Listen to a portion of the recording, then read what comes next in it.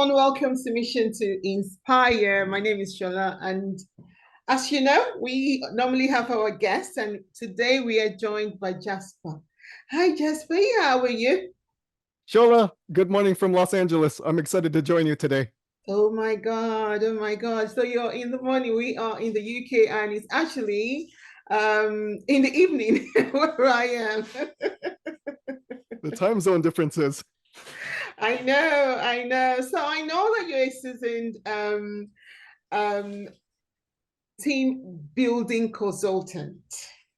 But I'm not going to dive too much into what you do because I want you to actually introduce yourself by yourself, telling us exactly what you do. Absolutely. So I want to share a story, an early memory that my mother had of me. And she shared it with me a couple of years ago, but an early memory that she had was when I was 5 or 6 years old. I Yeah. said, when I grow up, I want to Mhm. be a leader at 5 or 6 years old. Right. And it sounds cool, but when you think about it, as a 5 or 6 year old know Six-year-old. about Yeah. leadership, What do you know about it's being an a leader? advanced it's an advanced topic for someone that age, but I realized over time, Mm. various opportunities just landed into my lap. Growing up, Right. I was encouraged to take on volunteer opportunities and help nonprofits.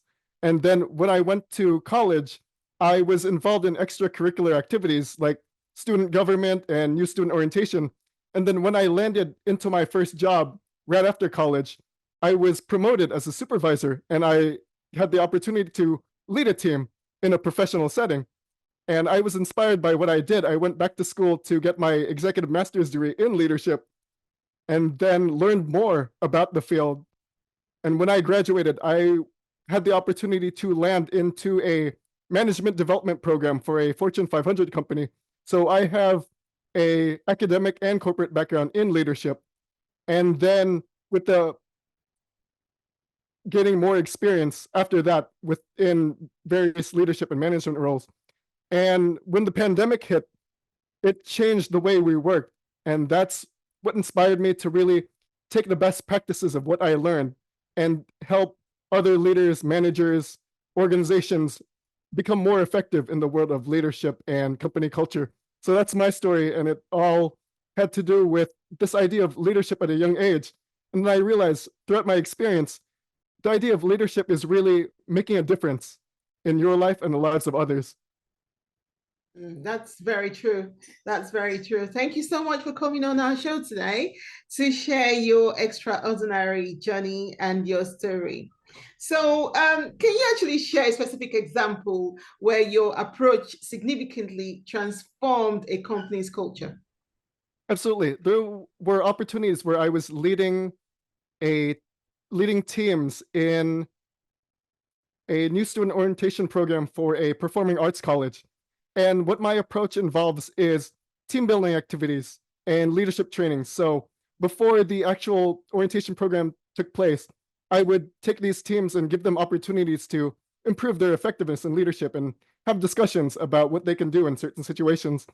And then when orientation took place, what I did is every morning I would have these check-ins and then have the team just gather and then we'll go around and we'll check in to see how everyone's feeling and any ideas that they might have for the day. And then at the end of the day, what we'll do is we'll have another review where we'll see what went well, what didn't go well, and then we'll take what we learned and apply it into the future. And then all things considered, over time, I saw results getting better, such as satisfaction with the orientation leaders themselves becoming more effective, and the program with higher satisfaction just over the years. So I've seen those results improve, and that's the impact of a more positive company culture. Right, right. So, with the shift during the pandemic, to remote working, how has that actually influenced your strategy? Because I'm sure Absolutely. that must have influenced it in some way. Absolutely. When we look at the pandemic, we can remember the days of the lockdown. My goodness, when no one could go out and they were locked at home. Like How it's yesterday. how it's adjusted my strategy is with this pandemic and the move to remote work, the sense of being able to connect with each other and communicate, it's different. Before, when in person was still the normal, managers and employees had the opportunity to walk around the office and easily talk to other people, check in. How are you doing? How's your day going? What are your plans for the weekend? Nowadays, with more remote work out there, the communication is not as direct as it used to be. So in cases like these, I would encourage leaders and managers to really find more ways to be more proactive in communication.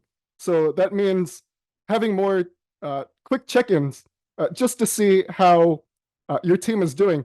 I know throughout the pandemic, we've developed Zoom fatigue with so many meetings on Zoom just for so long throughout the Yeah. years. But communication is still crucial. And the way it's affected my approach is finding ways to really encourage to leaders and managers to really take more steps in ensuring the communication is still there. So really about reinforcing that. Just reinforcing that and make sure that we work together and the communication still flow. Okay, but what about data?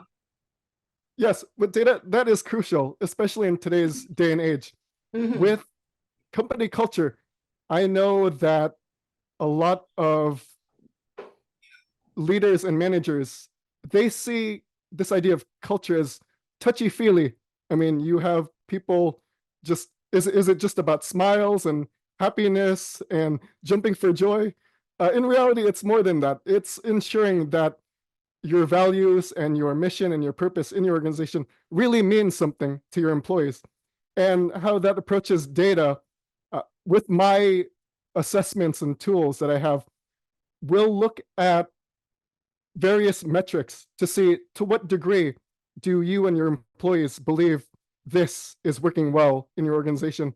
To what degree is this working well in your organization? And to what degree is this item? And then we'll look and find the baseline to see, okay, this is where it's working well and this is where it needs to improve. And based on those metrics, we'll work over time to see how we can really improve those in order to really develop a company culture that helps you and your employees thrive. Data actually plays a crucial role then in the approach to companies' culture. Definitely. Okay.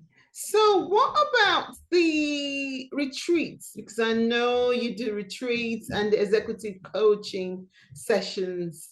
How do they meet the unique needs of different organizations? Absolutely. And you bring up a great point, Chola. Great. Different organizations have different needs.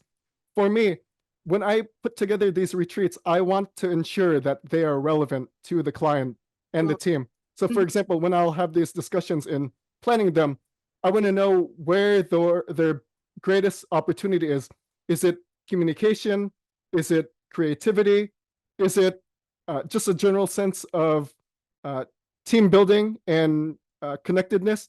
Then I'll look at what that opportunity is, and then I'll find various various team building activities that relate to those fields, and then I'll implement them to ensure that they're very relevant to the team that's going through that process. And then for executive coaching, what I do is I have various assessments. It all starts with self-awareness, helping the leader understand where they're effective and what they can work on, and then looking for opportunities to expand on that strength and work on that area of improvement. That way, when the leader and manager goes through this process, they'll have a better overview of how they can become a stronger leader or manager, and then use that information to become a more well-rounded professional. Okay, right. So that is very interesting. I mean, the way you tailored your executive coaching sessions and the retreat, they kind of work hand in hand and it's quite unique. So, yeah, that is really interesting. But then, with your engaged workforce, because I know I don't I'm trying to see how you engage your work first, creating a resilience whilst you do that, especially at times, in the times when there are crises. How do you do that? Especially that When especially reminds there will be times of crisis. that reminds me of the pandemic Right. when you have these opportunities to create a engaged team. What you want to do is, again, as I mentioned earlier, uh, Mhm. reinforce that communication, making sure that people still have their voice as we as we're seeing more remote and hybrid workplaces. You want Yeah. to make sure you open up those channels and avenues for uh, communication to flow both ways. And Okay. then another sense of keeping engaged workforce is that sense of camaraderie, that sense of belonging. You want to make sure that you're including your team members in important decisions. So has that involves having them share their thoughts, giving them ownership in the ideas that uh, are brought forth in that organization. And Mhm. then another one is really that sense of, uh, I mentioned connection. Another is that sense of uh, really active listening. So for uh, the manager and leader, Mhm. really making sure that when a employee has an idea, they're not shutting it down completely. And the reason I share that is because the world of innovation, it's becoming much more fast paced. And if you're cutting out ideas, you're cutting out opportunities for uh, new ideas to take shape. And when you're cutting out new ideas to take shape, you're slowing down your own innovation. So to really have an engaged workforce, you really want to really spread those opportunities to innovate more often and more frequently. That way, your organization, department, or team stays ahead of this curve.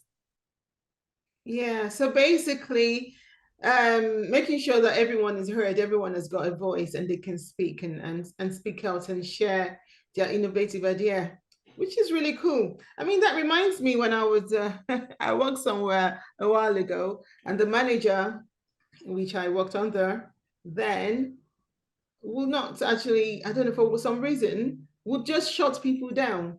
When you come to team meetings and you've got ideas, she'll just shut you down. But yeah, and that's very true. We just need to be able to share these ideas and listen to our team to be able to innovate more and move our companies forward. Thank That's you so right. much for that. Yeah.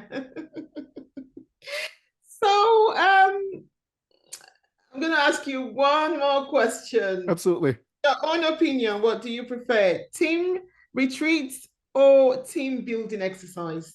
Wow. I wish I could say all.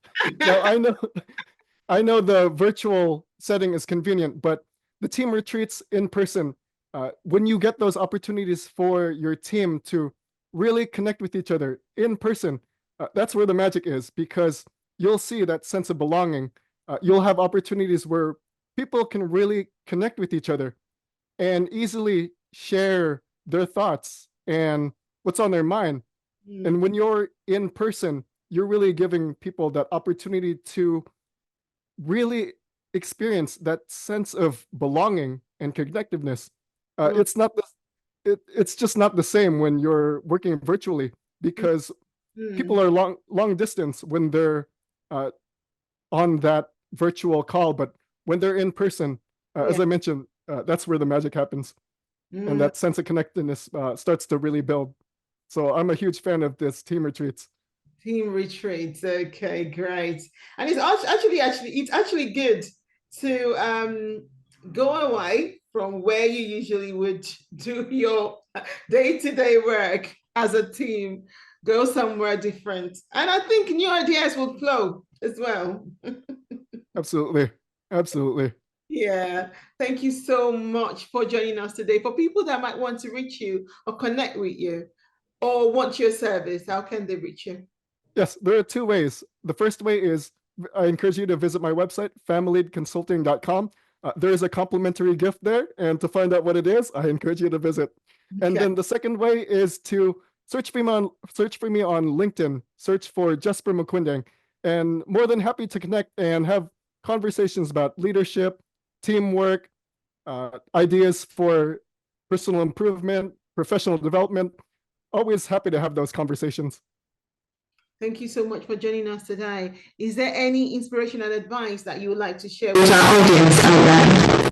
Absolutely. There's a quote that I've been sharing a lot from John Maxwell, and it's helping others grow and develop brings great joy, satisfaction, and energy.